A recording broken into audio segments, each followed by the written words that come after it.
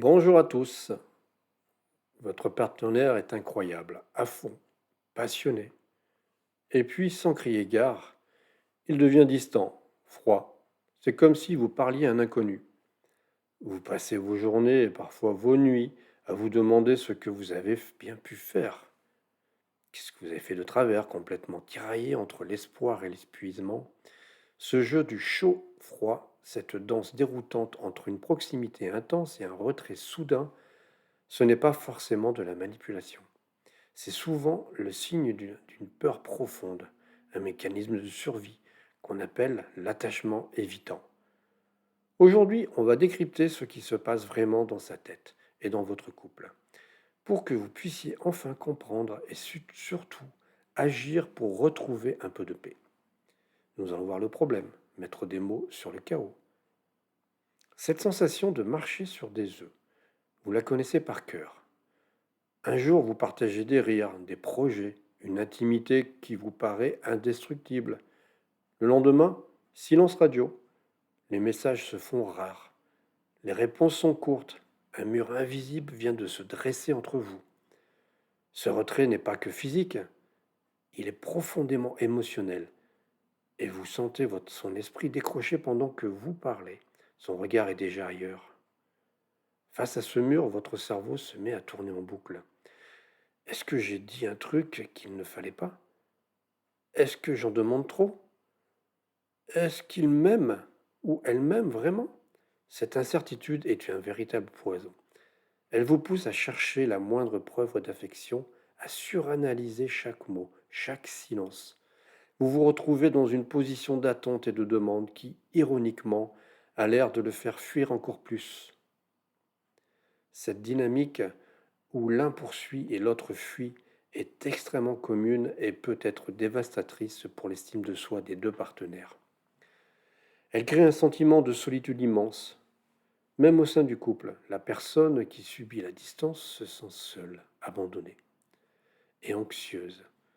Et croyez-le ou non, la personne qui prend cette distance se sent souvent tout aussi seule, coincée entre son désir de connexion et une peur panique d'être envahie. Ce comportement a un nom, et le connaître est le premier pas pour reprendre un peu de contrôle. C'est le style d'attachement insécure évitant. Et oui, nous allons comprendre la cause. Ce n'est la faute de personne. En tant que coach en dynamique relationnelle, je peux vous le garantir. Ce que vous vivez, ce n'est ni dans votre tête ni une fatalité. Pour comprendre l'attachement évitant, il faut souvent remonter à la case départ, l'enfance. Le but n'est pas de pointer le doigt sur les parents, mais de comprendre comment un mécanisme d'adaptation s'est mis en place. Imaginez un enfant dont les parents, même s'ils sont aimants, sont un peu distants sur le plan émotionnel ou mal à l'aise avec les sentiments. Un parent, par exemple, qui valorise à outrance l'indépendance. Allez mon enfant, tu es grand maintenant, débrouille-toi. Et qui n'encourage pas vraiment les pleurs ou les demandes de câlins. L'enfant, lui, pour garder le lien avec ce parent, va apprendre une leçon essentielle à sa survie affective. Pour être aimé et être en sécurité, je ne dois montrer ni mes besoins ni mes émotions. Je dois être autonome. Ce n'est pas un défaut de caractère, c'est une stratégie d'adaptation brillante pour l'enfant. Il apprend à se couper de ses émotions pour ne pas souffrir du rejet ou de l'indisponibilité de son parent. Il finit par croire que la vulnérabilité est un danger et que l'autosuffisance est la seule armure qui vaille. Il apprend à ne compter que sur lui-même. Une fois adulte, ce logiciel tourne en tâche de fond. Dès que l'intimité dans une relation amoureuse devient trop forte, dès que la dépendance affective se pointe, l'alarme interne se déclenche. L'inconscient hurle: danger! Tu vas te faire rejeter, envahir. Tu vas perdre cette indépendance qui t'est vitale. La seule réponse qu'ils connaissent, c'est la fuite, la mise à distance. C'est un réflexe de protection, pas un rejet de votre personne. Le simple fait de comprendre ça est une clé énorme pour déculpabiliser tout le monde. Nous allons maintenant voir les 5 signes révélateurs. Alors concrètement, ça ressemble à quoi dans votre couple? Voici 5 signes qui, en général, ne trompent pas. Premièrement, la peur de l'engagement et de l'intimité. Une personne avec un attachement évitant a une sainte horreur des étiquettes et des plans à long terme. Elle peut éviter de dire je t'aime aussi, refuser de parler d'avenir ou même de rencontrer votre famille. Chaque pas vers plus de sérieux est vu comme une porte qui se ferme sur sa liberté. Elle peut aussi idéaliser ses ex, les transformant en standard impossible à atteindre, une façon très subtile de garder votre relation à distance. Deuxièmement, un besoin vital d'indépendance et d'espace. J'ai besoin de mon espace est la phrase fétiche de l'évitant. Ce n'est pas un simple souhait, c'est une nécessité absolue pour calmer son anxiété. Quand la proximité l'étouffe, il va se réfugier dans la solitude, que ce soit à travers des hobbies solitaires, en se noyant dans le travail ou en passant des heures sur des écrans. Toute demande de votre part peut être perçue comme une intrusion, une tentative de lui couper son oxygène. Troisièmement, la difficulté à identifier et à exprimer ses émotions. L'évitant est souvent déconnecté de son monde intérieur. Comme il a appris très tôt à mettre ses sentiments sur le tapis, il a du mal à savoir ce qu'il ressent. Si vous lui demandez comment tu te sens, il y a de fortes chances qu'il réponde par une analyse des faits plutôt que de parler de ses émotions. Il préfère les conversations légères et peut paniquer si vous tentez d'aborder des sujets plus profonds. Quatrièmement, la tendance à l'auto-sabotage relationnel. C'est l'un des trucs les plus déroutants. Pile au moment où la relation devient plus profonde, plus stable, plus heureuse, l'évitant peut commencer à tout saboter. Il va se fixer sur vos petits défauts, créer des disputes pour rien ou prendre une distance inexplicable. C'est une manière inconsciente de recréer une distance de sécurité, car trop de proximité est associée pour lui au danger de se perdre. Et oui. Cinquièmement, une perception du partenaire comme étant trop demandeur.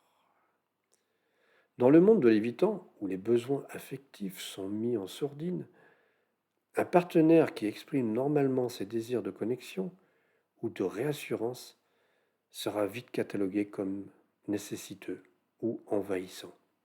Cette perception n'est pas un jugement objectif sur vous, mais simplement le reflet de sa propre faible tolérance à la dépendance des autres. Alors comment faire? Comment agir? Bon, alors on fait quoi? C'est une impasse?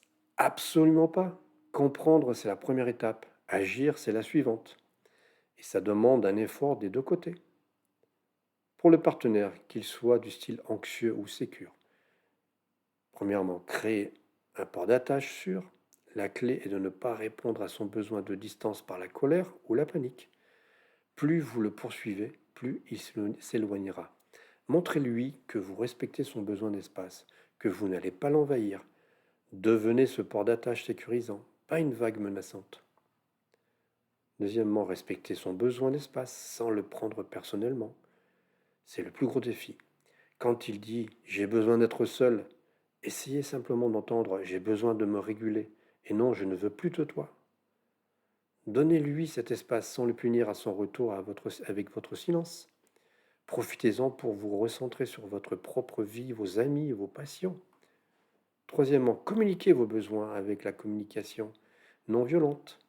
Au lieu d'accuser, tu ne fais jamais attention à moi. Parlez de votre ressenti en utilisant le je. Par exemple, quand tu prends tes distances après un super moment ensemble, je me sens triste et un peu perdu parce que j'ai besoin de sentir une certaine continuité dans notre connexion. C'est bien moins menaçant pour lui et ça ouvre la porte au dialogue. Concernant la personne qui se reconnaît dans l'attachement évitant, apprenez à reconnaître vos propres émotions. C'est le point de départ. Plusieurs fois par jour, faites une pause et demandez-vous, là maintenant, je ressens quoi dans mon corps? Une tension dans les épaules, mal au dos, une boule au ventre? Essayez de mettre un nom sur les émotions, sans la juger. La méditation, de pleine conscience ou tenir un journal peuvent vraiment aider. Prenez le risque calculé de vous montrer vulnérable. Ça fait peur, mais ça se travaille à petite dose. Essayez de partager une petite contrariété, une petite joie, une petite crainte. Vous verrez que votre partenaire ne va pas s'enfuir. Au contraire, ça peut même renforcer le lien. Troisièmement, communiquez votre besoin d'espace au lieu de fuir. Ça, c'est un changement révolutionnaire. Au lieu de disparaître dans le silence, apprenez à dire: j'ai passé un super moment avec toi là, mais là j'ai besoin d'un peu de temps seul pour recharger mes batteries.